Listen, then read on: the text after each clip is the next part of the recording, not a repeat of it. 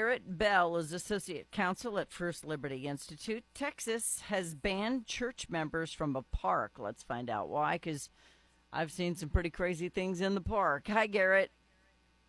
Good morning, Fawn. How you doing, sir? I'm doing fantastic. How about yourself? I'm fine. You know, people get married in the park. We feed the geese in the park. They usually attack us, but we feed them anyway. We just had Pride in the park. You know, so many of these things happen. Why can't you have church in the park? Yeah, so this is a case where folks were wanting to have some one-on-one conversations about Jesus Christ in the park. Mm-hmm. And frankly, the event organizer took issue with that. Didn't really agree with the message that they were trying to spread there with attendees, and so they essentially weaponized the government to say we want them out, and the government obliged and moved them to a very small 10 by 20 foot coned off area, what they designated as a speech zone. The entire country is a free speech zone. I didn't know That's that right. we had to have cones around us where we could speak freely.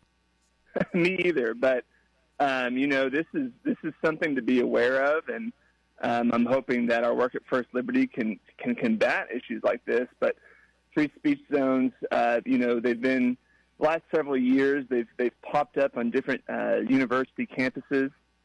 Of course, our friends at Fire and other places have been working to shine a light on them, and have been very successful at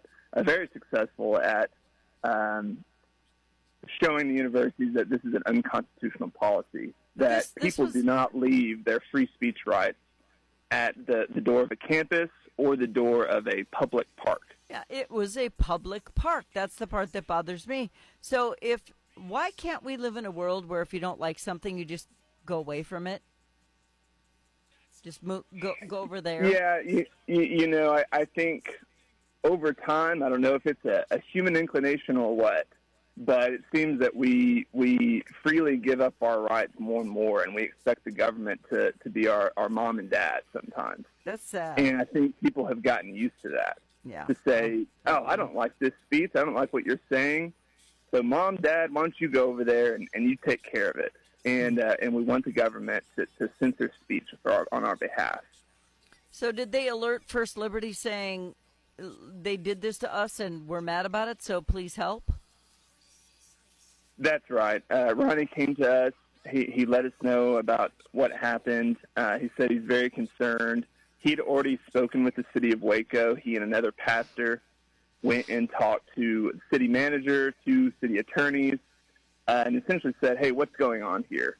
And they dug their heels in, and they gave them a policy that says an event organizer may request that you, the attendee, move to a free speech zone. Was it because of another event that was happening there that it was found offensive? Yes, the event that was going on there was out of the Brazos, which was hosted by the Waco Pride Network. Mm-hmm. So they didn't want religion involved? Well, it's not that they didn't want religion involved, because there were certainly other churches there. In fact, a couple of churches helped sponsor that event. Okay, so what was the problem? I think it was particularly a couple of the church members that were there from Open Door. They were wearing shirts that said Jesus changes everything. And I think people perceived them as opposing the message that was going on there at the out on the Brazos event, and they said we don't want them here. There's still freedom of speech. That's right. You don't get to decide who you want there. It's not like you were having a private birthday party. You're in the park. That's right. That's right. They were having conversations with people just like anyone else there participating in that event. I'm so confused by this. All right, so did you take this to court and win, I hope? So as of right now, we've just sent out a demand letter. We sent that out last Friday to the city of Waco. And then, a few local news sites have picked up the story, and I think something was televised on Monday night or Tuesday night. And so, feathers are ruffled there in Waco, and we're hoping to hear back from them very soon on how they're going to respond. I'm perfectly fine with people having a pride event in the park. I don't care. I don't care if you have blue hair, purple hair, pink hair, blonde hair, black hair. I don't care the color of your skin. I don't care what you believe. I don't care one way or the other. If it is a public park and I am speaking to somebody and the conversation goes towards religion and my beliefs or your beliefs, you have no right to try to ban me because you all of a sudden disagree. That's right. That's Doesn't right. work I that mean, way. frankly, this could have been a farmer's market, right? The actual content of the event that was going on doesn't matter.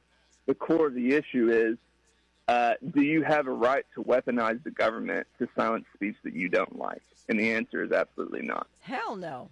I'm going to go there. Yeah. So where are we at with this? We're just now introducing it, and it's going to go to court. I know you answered this, but I'm stupid on Mondays. Yeah, no worries. So again, we sent a demand letter to the city saying we need you to respond in 2 weeks, whether or not you are going to continue enforcing this policy. And if they don't respond, or they respond and dig their heels in, then yes, we will consider going to court. Their city attorneys have acknowledged that they've received the letter and that they're reviewing.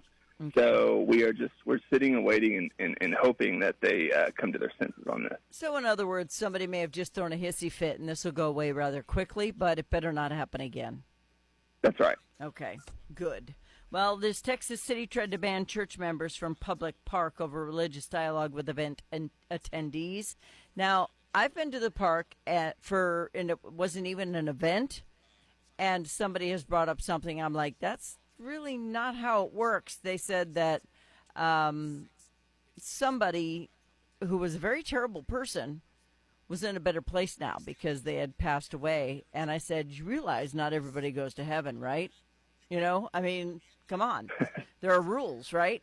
And it turned into a heated argument, and I'm like, well, you can get as mad as you want, but I'm still not wrong. So you have freedom of speech. The other person doesn't have to like it. It comes down to that. That's right. We're all adults here, and the answer to speech that you don't like is more speech. Again, not government censorship. Exactly. Well, Garrett Bell is Associate Counsel at First Liberty Institute. Where do they go to learn more about this, follow it, and maybe learn about other cases too? Well, you can go to our website, firstliberty.org, and we have several case pages that summarize things that we're currently working on. All right. Thank you, Garrett, for your time today. Appreciate you. Yes, thank you. Have a wonderful day. Bye-bye. You too. Take care. Bye.